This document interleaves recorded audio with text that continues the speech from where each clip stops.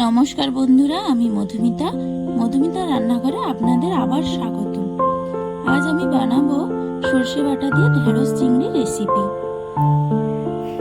প্রথমে কড়াইতে তেল দিয়ে ঢেঁড়সগুলো দিয়ে দেব, তারপরে লবণ আর হলুদ গুঁড়ো দিয়ে ঢেঁড়সটা ভেজে নেব।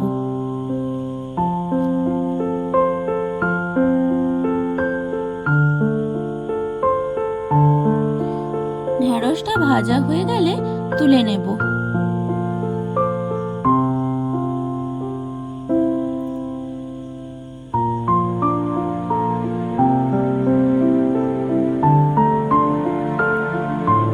এবার কড়াইতে আবার তেল দিয়ে চিংড়ি মাছগুলো দিয়ে দেব। লবণ আর হলুদ গুঁড়ো দিয়ে চিংড়ি মাছটা হালকা ভেজে নেব। চিংড়ি মাছটা ভাজা হয়ে গেলে তুলে নেব।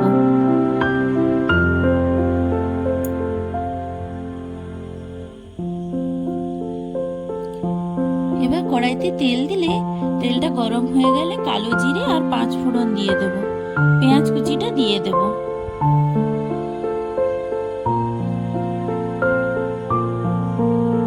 পেঁয়াজটা হালকা ভাজা হয়ে গেলে হলুদ গুঁড়ো আর লঙ্কা গুঁড়ো দিয়ে সামান্য জল দিয়ে মশলাটা একটু কষে নেব।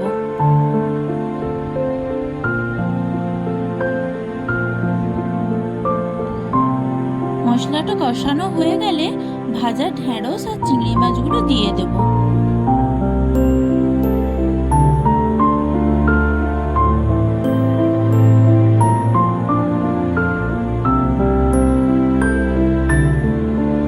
ভালো করে নেড়ে চেড়ে সর্ষে বাটা দিয়ে দেব।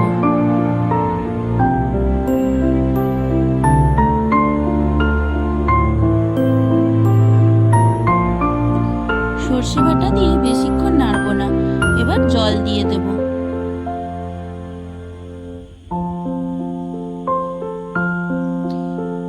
এবার গরম গরম পরিবেশন করুন ঢেঁড়স চিংড়ি রেসিপি।